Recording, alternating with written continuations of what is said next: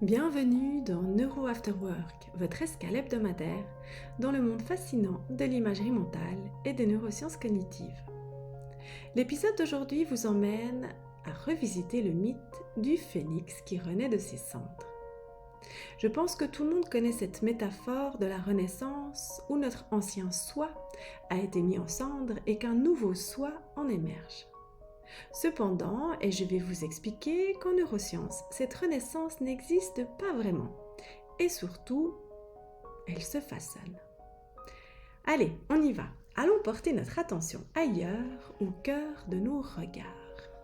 Saviez-vous qu'in utero, avant de venir au monde, nous avons un cerveau qui possède déjà des a priori qu'on dit intuitifs et inconscients.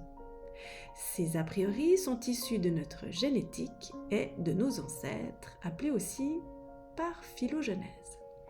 Saviez-vous que le bébé dès notre naissance va les utiliser pour explorer le monde ? Il va en effet les mettre à contribution, les comparer au monde qu'il touche, qu'il sent, qu'il voit, et à la vitesse de l'éclair, il va en faire des sortes de statistiques en comparant, ajustant, modifiant ces fameux a priori. Et c'est de là que vont naître ses croyances et ses schémas cognitifs. Ces croyances, vous l'avez compris, qu'elles soient innées ou acquises par la suite, lui servent de filtre à travers lesquels il va percevoir et interpréter son environnement, son monde. Mais ce n'est pas tout. Ces croyances vont aussi lui fournir un cadre au travers duquel il va interpréter chaque nouvelle information qui lui parvient. Un cadre donc essentiel pour comprendre hier, aujourd'hui et façonner demain. Ces croyances sont donc très importantes à ses yeux, importantes aussi et surtout à nos réseaux neuronaux, car ce sont elles qui nous permettent de préserver notre cohérence cognitive. Mais ceci fera l'objet d'un autre épisode. Donc, un cadre a deux fonctions, ok, mais ce cadre est-il figé une fois défini ?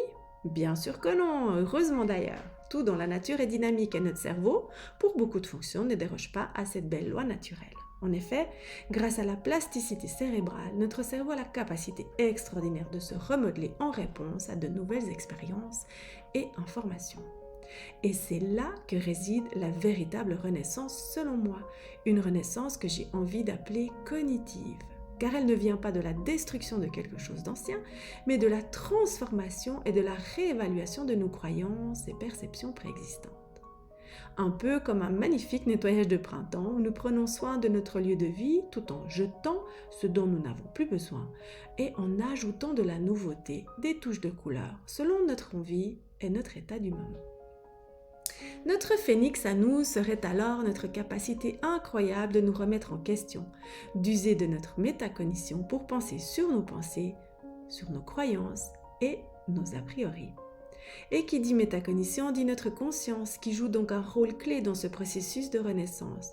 Elle nous permet de nous examiner nous-mêmes, de remettre en question nos croyances préexistantes et de les adapter ou de les remplacer par de nouvelles compréhensions. Vous voyez donc, ce processus est essentiel pour notre croissance et notre adaptation en tant qu'être humain. Mais comment faire alors pour ne pas rester figé dans nos croyances et aller vers ce changement sans devoir subir une épreuve de la vie ? Car souvent, c'est au travers d'un épisode douloureux que nous entendons que les gens ont vécu cette fameuse renaissance. Une astuce serait de se confronter à des avis différents aux nôtres, à oser à nouveau les discussions où nous ne sommes pas tous d'accord, pour faire émerger de nouvelles façons de voir le monde. Rester ouvert à la différence qui enrichit. Aller visiter de nouveaux endroits, oser se confronter à une autre manière de vivre, de penser, de manger, car finalement, vous l'avez compris, nous avons tous notre propre vision du monde et on y tient assez fermement. Alors, pour faire bouger le cadre, bougeons physiquement et cognitivement. L'idée est de s'ouvrir au monde des autres et de se regarder, d'aller visiter les visions des autres et de se dire qu'on peut se fertiliser les uns et les autres. Sans jeu de mots, Ainsi, la renaissance sous l'œil des neurosciences devient un processus évolutif et constant. Ce n'est pas un événement unique, une cassure, un choc, mais un cheminement continu où nous réévaluons et ajustons notre compréhension du monde. C'est dynamique. Et cette capacité à changer notre perspective, à apprendre et à nous adapter est l'essence même de la nature humaine et de notre incroyable cerveau.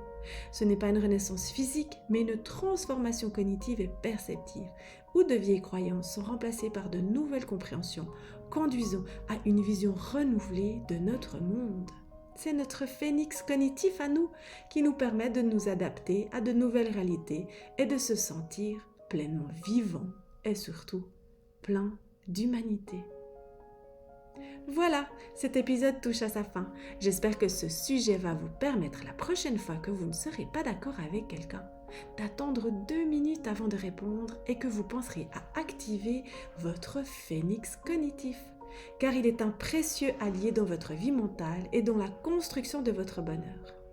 Alors n'oubliez pas, notre cerveau est unique et il est de notre devoir d'en prendre soin.